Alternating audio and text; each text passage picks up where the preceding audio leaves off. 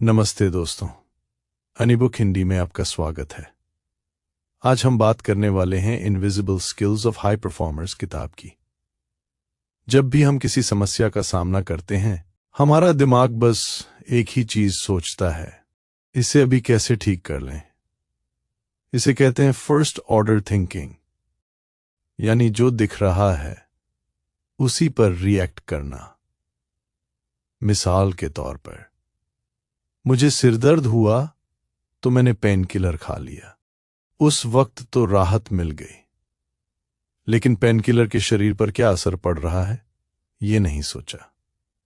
ज्यादातर लोग अपनी पूरी जिंदगी इसी लेवल पर जीते हैं, तुरंत राहत, जल्दी समाधान, फटाफट रिजल्ट।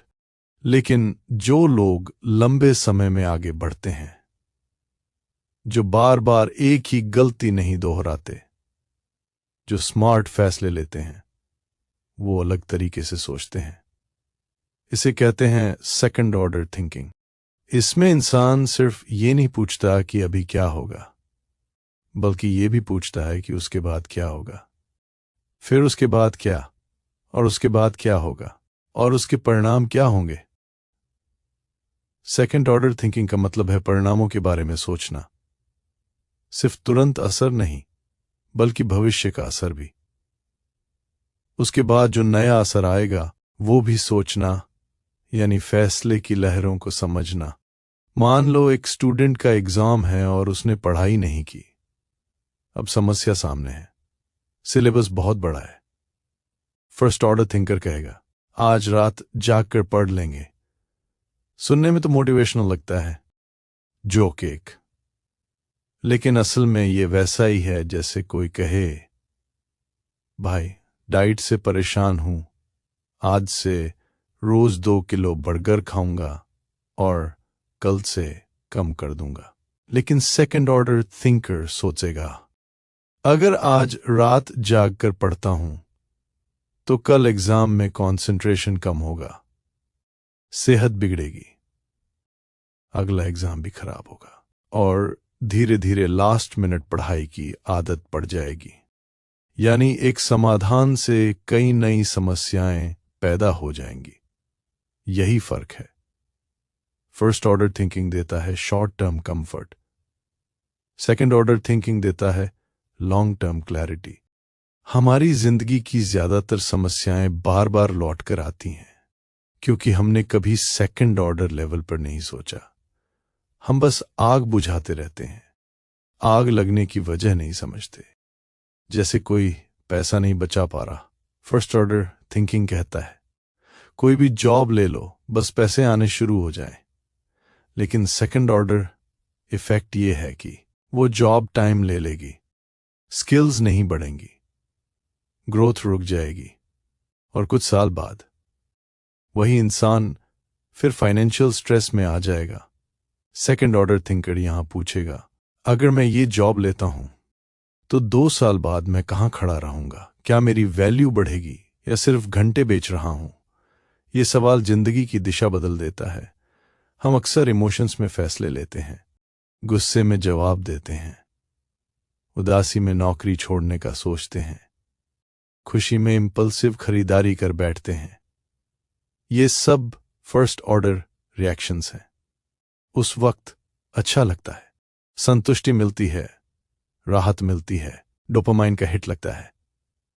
जैसे कोई गुस्से में गर्लफ्रेंड को बोल दे, तुम्हारे बिना जी लूंगा, और अगले दिन ही मैसेज करे, सॉरी, बिना तुम्हारे जी नहीं पा रहा। लेकिन सेकंड ऑर्डर थिंकिंग इमोशनल नहीं, लॉजिकल होता है। ये कहता है, अभी अच्छा लगना जरूरी नहीं, बाद में क्या होगा वो ज्यादा मायने रखता है। मान लो किसी ने आपको इंसल्ट किया, फर्स्ट ऑर्डर थिंकिंग कहेगा, तू भी उसे इंसल्ट कर दे, ईगो संतुष्ट। लेकिन फिर क्या? रिश्ता खराब, रेपुटेशन डैमेज, मेंटल पीस गया। सेकंड ऑर्डर थिंकर कहेगा, अगर मैं शांत रहूं तो मैं कंट्रोल में रहूंगा, दूसरा खुद को एक्सपोज करेगा, मेरी एनर्जी बचेगी। एक्सरेव लोग चुप क्यों रहते हैं? इसलिए नहीं कि उनके पास कहने को कुछ नहीं, बल्कि इसलिए कि उन्होंने पहले ही सोच लिया है। फिर क्या? सेकंड ऑर्डर थिंकिंग हमें रिएक्शन से डिसीजन तक ले जाता है। बिजनेस में इसका असर बहुत साफ दिखता है। मान लो कोई कंपनी प्रॉफिट बढ़ाने के लिए कर्मचारियों की सैलरी कम कर दे। फर्स्ट ऑर्डर रिजल्ट, खर्च कम, प्रॉफिट ज्यादा। वाह। सेकंड ऑर्डर रिजल्ट, कर्मचारी नाखुश, परफॉर्मेंस कम, टैलेंट रिजाइन, कस्टमर सर्विस खराब, ब्रांड इमेज डाउन। कुछ समय बाद कंपनी खुद मुश्किल में। लीडर्स सिर्फ नंबर्स नहीं देखते, सिस्टम देखते हैं।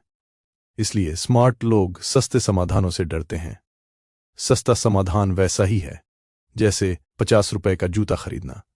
पहले दिन तो लगता है वाह क्या डील, लेकिन अगले हफ्ते में जूता फट जाता है और 5,000 का इलाज करवाना पड़ता है, क्योंकि सस्ता समाधान अक्सर महंगे परिणाम लाता है। हम रोजमर्रा में भी यही गलती करते हैं। अगर मोबाइल एडिक्शन की चिंता है तो फर्स्ट ऑर्डर समाधान, आज पूरा दिन फोन नहीं छूंगा। शाम होते होते फिर स्क्रॉलिंग। सेकंड ऑर्डर थिंकर पूछेगा, मैं फोन क्यों उठा रहा हूं? बोरियत, अकेलापन, स्ट्रेस। जब आप रूट समझते हैं तो असली समाधान निकलता है। हैबिट बदलना, एनवायरनमेंट बदलना, ट्रिगर्स हटाना। सेकंड ऑर्डर थिंकिंग आपको सतह से नीचे ले जाता है। बहुत से लोग फैसले लेते हैं, उसने ट्रेडिंग से कमाई की, मैं भी कर लूंगा। ये फर्स्ट ऑर्डर थिंकिंग है। सेकंड ऑर्डर थिंकर पूछेगा, उसने कितने साल सीखा, कितने नुकसान झेले, कितनी इमोशनल स्ट्रेंथ बनाई, क्या मैं वो प्रोसेस झेल सकता हूं? इसलिए भीड़ गलत जगह जाती है और कुछ लोग सही जगह पहुंचते हैं। सेकंड ऑर्डर थिंकिंग धीमा है, इसलिए रेयर है। दिमाग आलसी होता है, तुरंत जवाब चाहता है।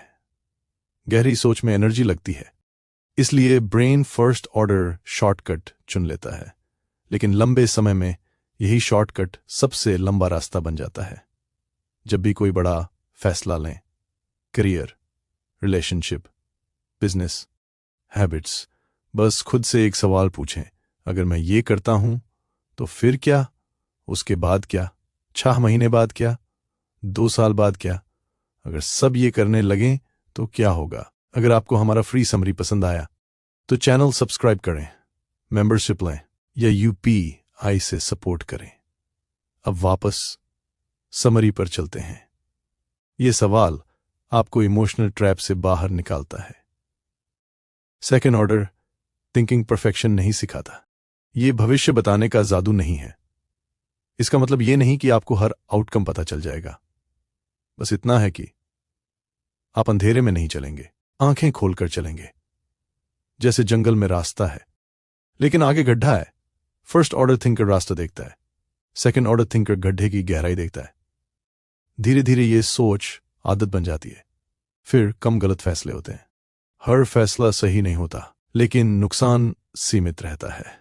यही असली इंटेलिजेंस है। हाई IQ की जरूरत नहीं, हाई अवेयरनेस चाहिए। सेकंड ऑर्डर थिंकिंग आपको इंपल्सिव से स्ट्रैटेजिक बनाता है। रिएक्शन से रिस्पॉन्स की जर्नी यहीं से शुरू होती है। जब आप शॉर्ट टर्म प्लेजर छोड़कर लॉन्ग टर्म पीस चुनते हैं तो आप सेकंड ऑर्डर थिंकर बन जाते हैं। जब आपको फिर क्या होगा कि चिंता अच्छी लगने लगे तो आप भीड़ से अलग हो जाते हैं, और ये स्किल धीरे धीरे आपकी पूरी लाइफ ट्रेजेक्टरी बदल देती है। क्योंकि जिंदगी की असली समस्या वो नहीं जो सामने दिख रही है, असली समस्या वो है जो गलत समाधान चुनने के बाद होने वाली है। सेकंड ऑर्डर थिंकिंग गलती को होने से पहले रोक देता है। आज हम ऐसे समय में जी रहे हैं जहां जानकारी की कमी नहीं, बल्कि जानकारी की बाढ़ है। हर मिनट कुछ नया आ रहा है। Notifications, reels, shorts, news, opinions, trends, podcast, tweets, posts, हर पल दिमाग पर डेटा की बाढ़। अब चुनौती यह नहीं कि क्या सीखना है, बल्कि क्या इग्नोर करना है। इसे कहते हैं सिलेक्टिव इग्नोरेंस। सिलेक्टिव इग्नोरेंस का मतलब यह नहीं कि इंसान अनपढ़ हो जाए या रियलिटी से भाग जाए। मतलब है जानबूझकर, सोच समझकर कुछ चीजों को इग्नोर करना, क्योंकि हर जानकारी उपयोगी नहीं, हर ट्रेंड जरूरी नहीं, हर ओपिनियन सुनना जरूरी नहीं। आज का सबसे बड़ा मिथ है कि ज्यादा जानना मतलब ज्यादा स्मार्ट होना, लेकिन सच ये है कि ज्यादा जानना अक्सर कंफ्यूजन बढ़ाता है। दिमाग रैम की तरह है, इसकी कैपेसिटी लिमिटेड है। अगर 50 टैब्स खुले हैं तो सिस्टम हैंग हो जाएगा। हाई परफॉर्मर्स ये बहुत अच्छे से समझते हैं, इसलिए वो सिर्फ फोकस नहीं करते, वो एक्टिवली फिल्टर करते हैं। एवरेज लोग पूछते हैं आज क्या देखूं, हाई परफॉर्मर्स पूछते हैं आज क्या न देखूं। यही फर्क उन्हें अलग करता है। मान लो सुबह फोन खोला, पहले व्हाट्सएप, फिर इंस्टाग्राम, फिर यूट्यूब, फिर न्यूज। आधे घंटे में दिमाग 200 अलग अलग टॉपिक्स से गुजर गया। पॉलिटिक्स, मोटिवेशन, कॉमेडी, डर, गुस्सा, तुलना। ऐसे दिमाग से डीप वर्क की उम्मीद करना तूफान में मोमबत्ती जलाने जैसा है। सिलेक्टिव इग्नोरेंस कहता है हर आवाज का जवाब मत दो, हर नोटिफिकेशन जरूरी नहीं, हर ब्रेकिंग न्यूज आपकी जिंदगी नहीं बदलती, हर ट्रेंड आपके करियर के लिए नहीं बना। लेकिन समस्या ये है कि हमारा ब्रेन नोवेल्टी का भूखा है। डोपामाइन रिलीज होता है, इसलिए हम बिना सोचे खाते रहते हैं। धीरे धीरे दिमाग जंक फूड पर पलने लगता है। टेस्टी लेकिन zero nutrition. High performers mental diet पर ध्यान देते हैं, जैसे बॉडी के लिए जंक हानिकारक है, वैल्यू कम जानकारी दिमाग के लिए जहर है। इसलिए सिलेक्टिव इग्नोरेंस का पहला नियम, जानकारी न्यूट्रल नहीं होती। जो भी कंज्यूम करते हो वो तुम्हारी सोच को शेप देता है। तुम्हारे बिलीव्स, डर, डिजायर्स सब उसी से बनते हैं। अगर पूरे दिन नेगेटिविटी देखी तो दुनिया काली लगेगी। अगर पूरे दिन तुलना देखी तो खुद को कम महसूस होगा। अगर पूरे दिन रैंडम एडवाइस देखी तो क्लैरिटी गायब हो जाएगी। इसलिए स्मार्ट लोग सब कुछ जानने की कोशिश नहीं करते, वो कुछ जरूरी चीजों को गहराई से समझते हैं। डीप वर्क शैलो कंजम्पशन से नहीं पैदा होता। आज इंटरनेट पर हजारों स्किल्स हैं, coding, trading, crypto, freelancing, AI, content creation, drop shipping. ये सबसे बड़ा जाल है। सिलेक्टिव इग्नोरेंस यहां काम आता है। ये कहता है अगर सब कुछ जरूरी है तो कुछ भी जरूरी नहीं। हाई परफॉर्मर्स 90% चीजों को इग्नोर करते हैं और 10% पर फोकस करते हैं, और वो 10% उन्हें रिजल्ट देता है। अगर कोई स्टूडेंट अलग अलग टीचर्स के अलग अलग तरीके देखेगा तो कंफ्यूज हो जाएगा, लेकिन जो एक भरोसेमंद सोर्स चुन लेता है और बाकी सब इग्नोर कर देता है, वो आगे बढ़ता है। ये इग्नोरेंस नहीं, डिसिप्लिन है। सिलेक्टिव इग्नोरेंस इमोशनल सेफ्टी भी देता है, क्योंकि जो हर ओपिनियन सुनता है वो अंदर से टूट जाता है। कोई कहेगा गलत है, कोई कहेगा वेस्ट है, कोई कहेगा कुछ नहीं होगा। अगर सबकी सुनोगे तो अपनी आवाज दब जाएगी। हाई परफॉर्मर्स फीडबैक लेते हैं, नॉइज नहीं। फीडबैक वो है जो रिलेवेंट है, नॉइज वो है जो लाउड है। सोशल मीडिया पर सबसे तेज चिल्लाने वाले अक्सर सबसे कम एक्सपीरियंस वाले होते हैं। सिलेक्टिव इग्नोरेंस सिखाता है एक्सपर्ट की आवाज सुनो, भीड़ की नहीं। आज ट्रेंडिंग ओपिनियंस बहुत तेज बदलती हैं। जो आज सही है कल आउटडेटेड हो जाता है। अगर हर ट्रेंड के पीछे भागोगे तो कहीं नहीं पहुंचोगे। इसलिए स्मार्ट लोग ट्रेंड्स नहीं सीखते, फंडामेंटल्स सीखते हैं। ट्रेंड्स शॉर्ट टर्म है, स्किल्स लॉन्ग टर्म है। सिलेक्टिव इग्नोरेंस आपको इंस्टेंट एक्साइटमेंट से बचाता है और स्लो मास्टरी की तरफ ले जाता है। जब आप हर नई चीज ट्राई नहीं करते तभी आप एक चीज में मास्टर बन सकते हैं। ये कॉन्सेप्ट रिलेशनशिप्स में भी लागू होता है। हर मैसेज का रिप्लाई देना जरूरी नहीं, हर आर्ग्यूमेंट जीतना जरूरी नहीं, हर मिसअंडरस्टैंडिंग क्लियर करना जरूरी नहीं। कुछ बैटल्स इग्नोर करने से जिंदगी शांत हो जाती है। सिलेक्टिव इग्नोरेंस कमजोरी नहीं, ताकत है। ये आपको इनसेंसिटिव नहीं बनाता, फोकस्ड बनाता है। हाई परफॉर्मर्स अपनी मेंटल बैंडविड्थ की रक्षा करते हैं। उन्हें पता है कि अटेंशन दुनिया की सबसे कीमती करेंसी है। पैसा वापस आ सकता है, टाइम वापस आ सकता है, लेकिन अटेंशन एक बार गया तो गया। इसलिए वो अटेंशन को ऐसे खर्च करते हैं जैसे लिमिटेड कैपिटल हो। अगर कोई चीज ग्रोथ नहीं दे रही क्लैरिटी नहीं दे रही, स्किल नहीं बढ़ा रही, तो वो उसे इग्नोर कर देते हैं, चाहे कितना भी पॉपुलर क्यों ना हो। जब आप चुनना सीख जाते हैं कि क्या नहीं सुनना है, तभी आप साफ साफ सुन पाते हैं कि क्या जरूरी है। सिलेक्टिव इग्नोरेंस आपको कम इन्फॉर्म्ड बनाता है, लेकिन ज्यादा इफेक्टिव।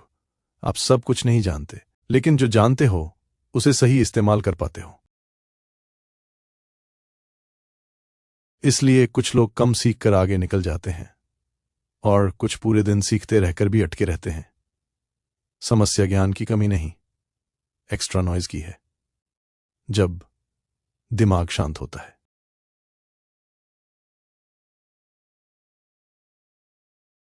क्रिएटिविटी आती है।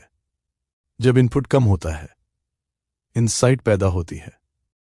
सिलेक्टिव इग्नोरेंस साइलेंस क्रिएट करता है। साइलेंस से क्लैरिटी जन्म लेती है। ये स्किल प्रैक्टिस से आती है।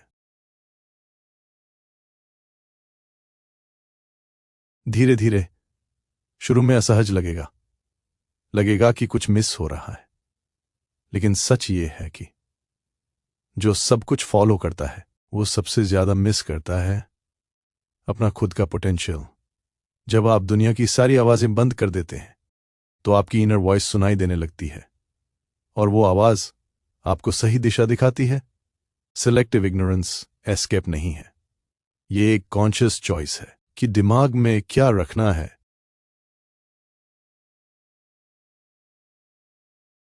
और क्या बाहर रखना है। आज के नॉइजी वर्ल्ड में ये सबसे रेयर और सबसे पावरफुल स्किल है, क्योंकि जो सब कुछ जानता है वो अक्सर कुछ भी गहराई से नहीं कर पाता, और जो बहुत कुछ इग्नोर करता है वो असाधारण चीजें क्रिएट कर सकता है। असल में मोटिवेशन कम ही समस्या होती है। समस्या ज्यादातर थकान, बोरियत या मतलब की कमी होती है। हर बार मोटिवेशन वीडियो देखकर असली प्रॉब्लम कभी सॉल्व नहीं होती।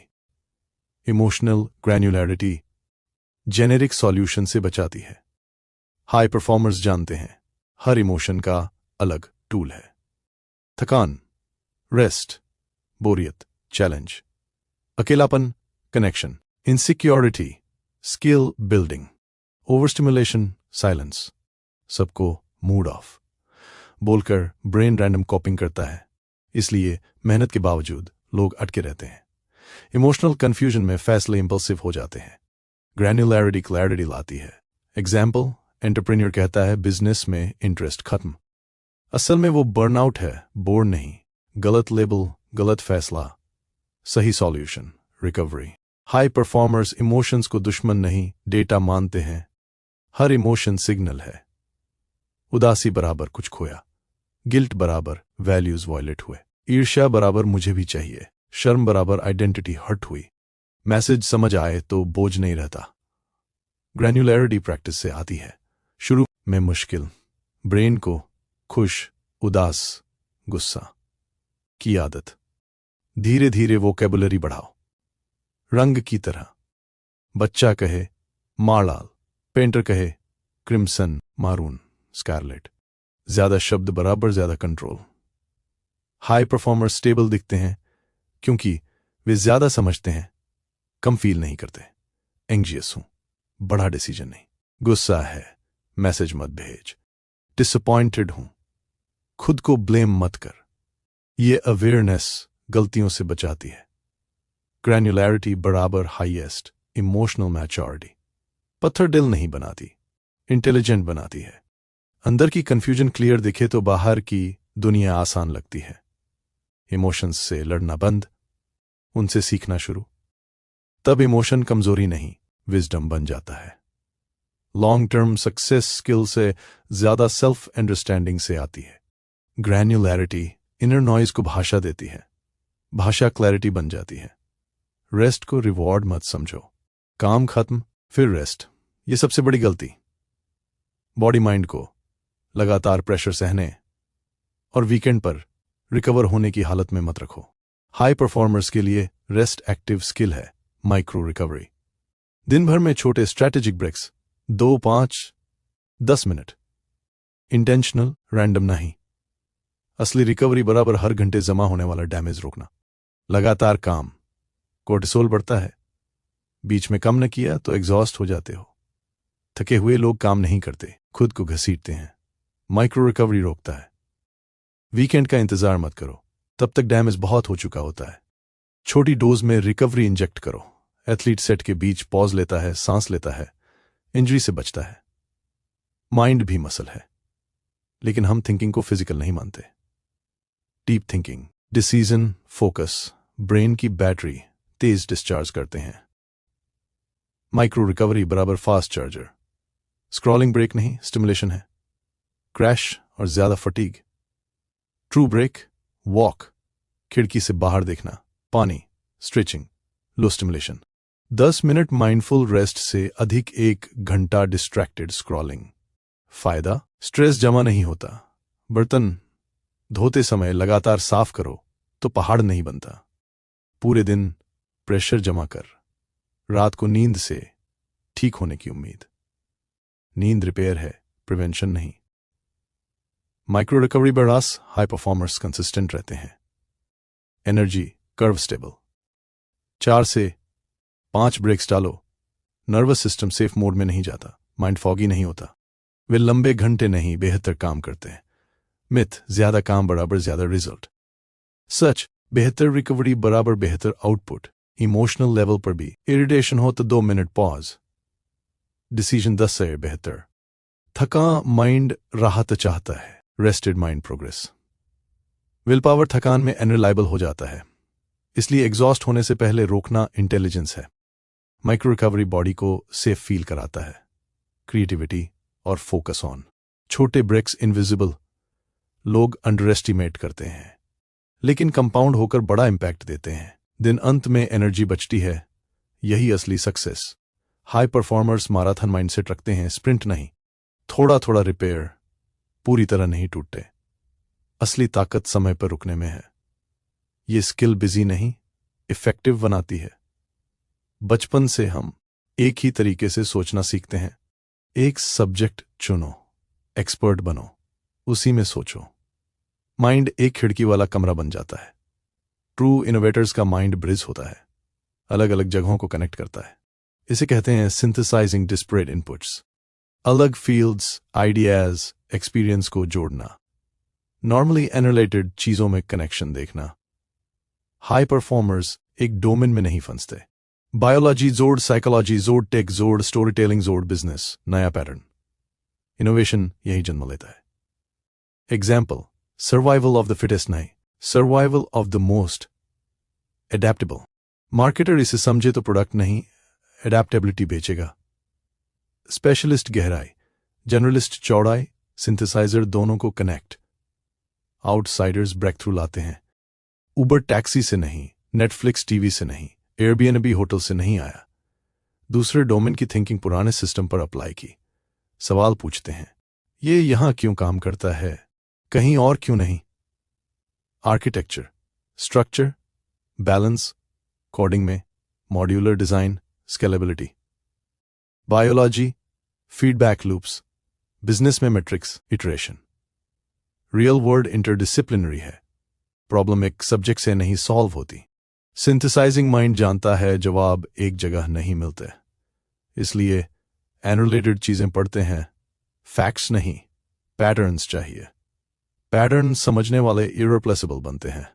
अलग इनपुट से मेंटल लाइब्रेरी बनती है। नई प्रॉब्लम आए, ये मैंने कहां देखा, सॉल्यूशन मिल जाता है। क्रिएटिव लोग कहते हैं आइडिया कहीं से आया, क्योंकि उनका माइंड कनेक्शन ढूंढने में माहिर है।